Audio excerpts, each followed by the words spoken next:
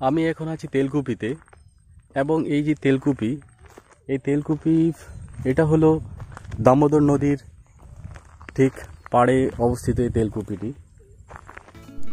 দামোদর নদীর ঠিক পাড়ে এই জায়গাটি তেলকুপি ঘাট নামে পরিচিত। গোবরান্দা মোড় থেকে এই তেলকুপি ঘাটের দূরত্ব 12 কিলোমিটার। এখানকার গ্রামবাসীদের সঙ্গে কথা বলে জানতে পারা যায় এখানে টোটাল 5টি দেউল ছিল। 5টি দেউলের মধ্যে 2টি দেউল যা কিনা দামোদর নদের অতলে হারিয়ে গেছে এবং যে দেউলটি এখন পর্যন্ত দেখতে পাওয়া যাচ্ছে এইটিও অর্ধেক ডুবে আছে। গ্রীষ্মকালে যখন নদীর জল একেবারে কমে যায় তখন এই দেউলটিকে পুরোপুরি দেখতে পাওয়া যায় এবং বাদবাকি 2টো দেউল যেগুলি জলের মধ্যেই থাকে।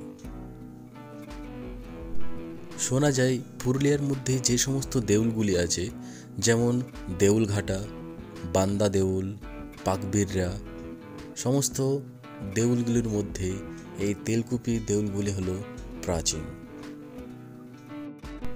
বছরের পর বছর ধরে জলের মধ্যে ডুবে থেকে এই প্রাচীন দেউলগুলি নিজেদের অস্তিত্ব রক্ষার লড়াই করেই চলেছে। এখনও যদি সংরক্ষণ করা না হয় তাহলে হয়তো আর কয়েক বছরের মধ্যে এই দেউলগুলিও দামোদরের অতলে তলিয়ে যাবে। এই নদীটি হলো দামোদর নদী এবং এই দামোদর নদী ওয়েস্ট বেঙ্গল ও ঝাড়খণ্ডকে 2 ভাগে ভাগ করেছে। জানা যায় পাঞ্চেত ড্যাম নির্মাণের পূর্বে এই দেউলগুলি সম্পূর্ণরূপে দেখতে পাওয়া যেত, কিন্তু পাঞ্চেত ড্যাম নির্মাণ হওয়ার পর এই দেউলগুলি সারা বছরই জলের মধ্যে ডুবে থাকে। যদিও গ্রীষ্মকালে জল কমে গেলেও এখানে মাটি ভিজে থাকার জন্য দেউলগুলির কাছ পর্যন্ত যাওয়া যায় না। শোনা যায় এই তেলকুপি আসলেই তৈলকূপ। বান্দা দেউলে যে সুড়ঙ্গ মুখ আছে সেই সুড়ঙ্গ দিয়ে এই তেলকুপি পর্যন্ত যাতায়াত করা যেত।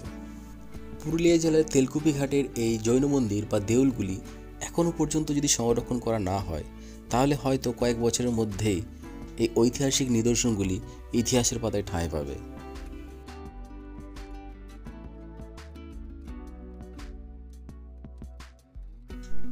রঘুনাথপুর চেলিয়ামা রোড ধরে আপনি চলে আসুন গোবরান্দা। এই গোবরান্দা মোড় থেকে তেলকুপি ঘাটের দূরত্ব 12 কিলোমিটার। এই রোড ধরে কিছু দূর যাওয়ার পর রাস্তাটি 2 ভাগে ভাগ হয়ে যাচ্ছে। বাঁ দিকের রাস্তা ধরে প্রায় 10 কিলোমিটার গেলেই পৌঁছে যাবেন লালপুর গ্রামে। লালপুর গ্রামে এসে পড়ে এখানে দেওয়ালে একটি ডিরেকশন দেওয়া আছে এবং লেখা আছে তেলকুপি ঘাট।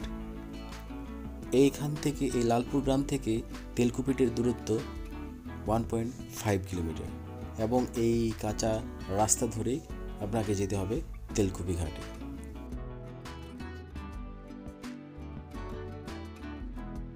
লালপুর যাওয়ার আগেই রাস্তার ডান দিকে দেখতে পাবেন এই ড্যামটিকে। কৌতূহল চেপে না রেখে এই পাইপ বেয়ে সোজা চলে গেলাম ড্যামের পাড়ে। গিয়ে দেখলাম এটি আসলে একটি অ্যাশ পন্ড বা ছাই বাঁধ। সামনে যে ফ্যাক্টরি আছে সেই ফ্যাক্টরির ছাইগুলি এখানে জমা করে রাখা হয়।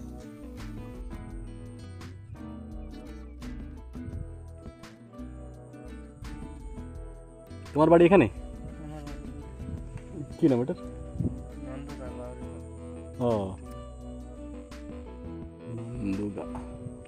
এখানে এসে অবাক হয়ে গেলাম, 1000 বছরের পুরনো জৈন মন্দিরগুলি সংরক্ষণের ব্যবস্থা করা না গেলেও এই ছাইগুলির সংরক্ষণের ব্যবস্থা কিন্তু খুব সুন্দরভাবেই করা হয়েছে।